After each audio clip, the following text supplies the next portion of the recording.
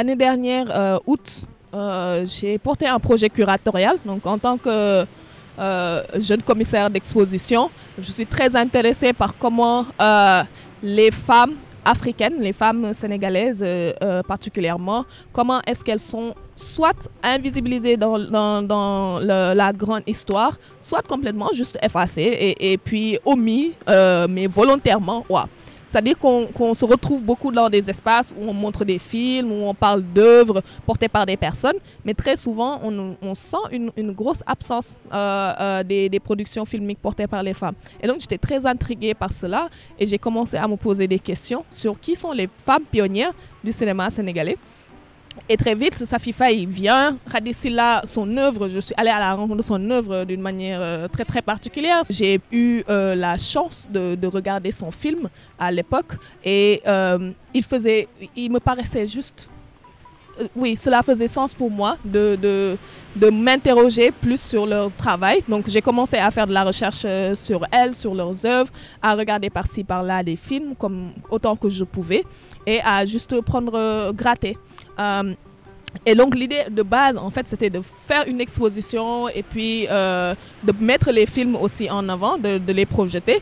Mais j'ai tout de suite réalisé que je n'étais pas tant intéressée par l'espace d'exposition, mais plutôt par des conversations, des moments de parole, des moments de prise de parole collective. Et donc Souli Ndanane est né comme ça.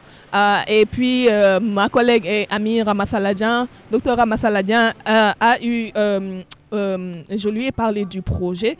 Et puis on a pensé qu'il fallait peut-être passer à une étape supérieure et beaucoup plus active et voilà, pérenne peut-être, c'est-à-dire de faire des revues de films.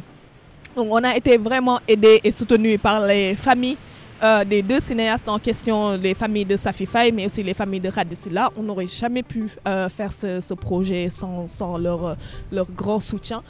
Donc on a eu accès aux films qu'on regardait petit à petit, puis on faisait des textes qu'on a publiés chez Ce n'est plus, puis notre amie Ndeye Bosek aussi est entrée dans le projet et nous a beaucoup aidé aussi dans la traduction des textes qui se sont plus tard retrouvés dans Africa is a Country en anglais.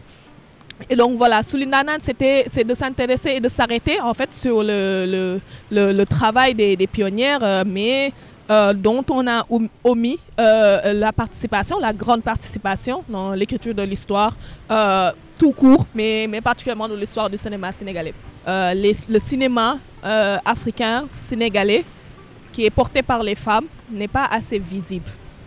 C'est comme s'il y avait une sorte d'amnésie. En tout cas, il y a très peu d'initiatives qui offrent des plateformes où elles peuvent montrer leurs films. Mais au-delà de cela, donc juste pouvoir se retirer, de passer du temps, regarder les films, mais surtout en discuter et refléter cela avec nos vies personnelles, nos expériences personnelles. Donc c'est vraiment ce qui a motivé le fait de créer cet espace-là, qui était un espace pensé pour les femmes sénégalaises, les femmes africaines. De la sorte, on peut se retrouver dans un moment précis, dans un lieu précis, qui ici aujourd'hui c'est à Gorée, pendant 3 jours, le temps d'une retraite, d'avoir des journalistes, des chercheurs, et de pouvoir faire ce pont-là, justement entre différentes disciplines, qui toutes convergent vers la même chose, mais nécessairement ne se parlent pas très souvent. Les figures de Safi Faye et Hady Sylla, ce sont des femmes très importantes dans l'écriture, dans le cinéma africain du monde, mais aussi sénégalais. Ne serait-ce que Safi Faye a été la première femme africaine à avoir fait un film commercial, un long. Et c'est très remarquable de se rendre compte aujourd'hui que leur film ou leur cinéma a imprégné et a laissé des traces encore très visibles chez la nouvelle génération. De même, Hady Sylla, son cinéma est très fort, très intime, mais aussi cela nous pousse à nous regarder et à nous voir. Et donc, cela faisait absolument sens de pouvoir convoquer leurs œuvres ici. Comme vous le savez, on a commencé par des revues de films, on regardait leurs films, on allait à la rencontre de leurs œuvres et puis on faisait des textes en français et en anglais. Et très souvent, le retour que nous recevions des amis, mais aussi de l'audience de manière générale, c'était que les films ont l'air chouettes, seulement on n'a pas l'opportunité de les regarder. Donc cela pose la grande question de la distribution du cinéma africain, qui est une problématique très très sérieuse, mais cela touche encore plus les films faits par les femmes. Et ici, en l'occurrence, Safi Faye et Hadi Silla, qui sont des figures très très importantes qui ont contribué à écrire ce cinéma africain-là.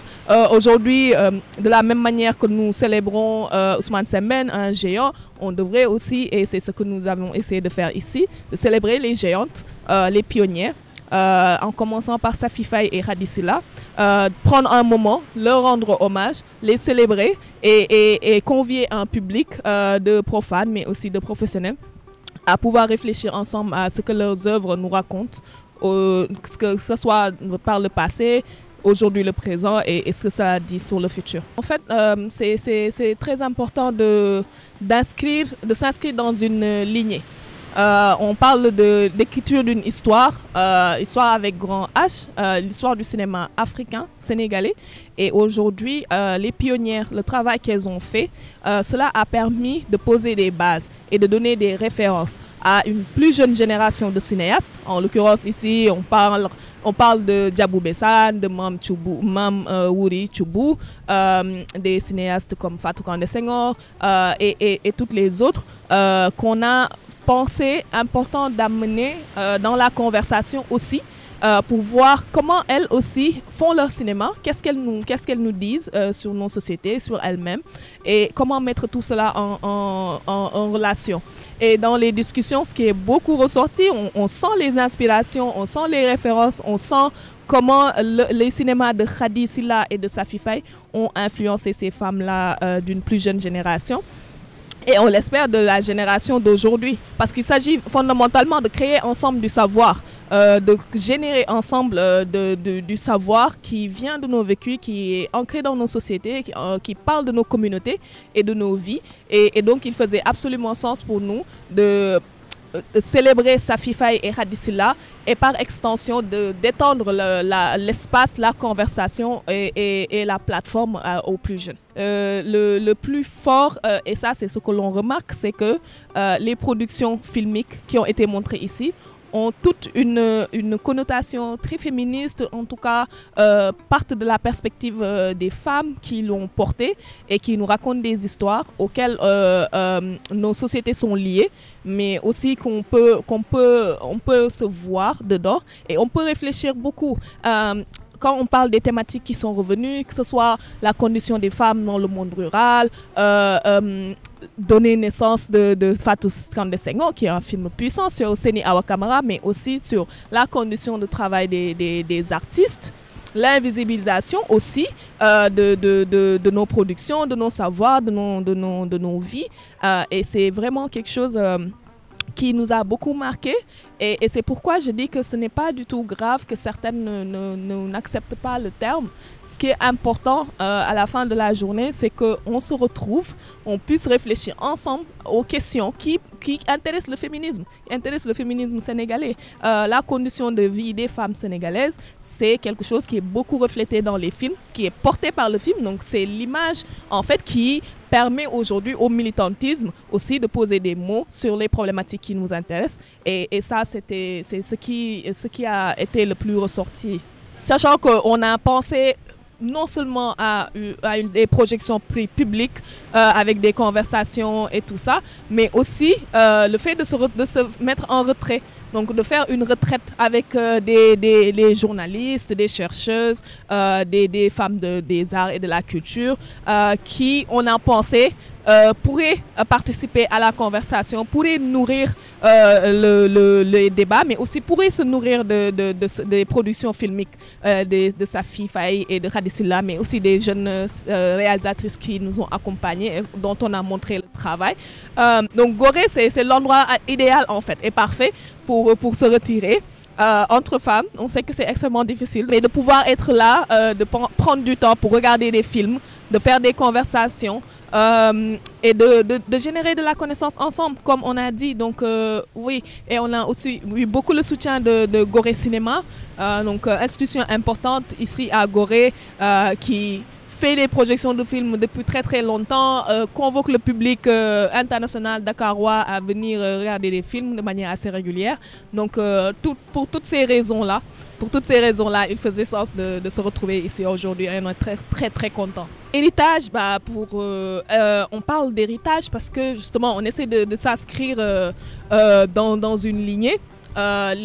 Quand on a commencé à s'intéresser aux pionnières que sont Safi Faye et Khady Sylla, il s'agit véritablement de pouvoir réfléchir sur ce qu'elles nous ont légué, n'est-ce pas?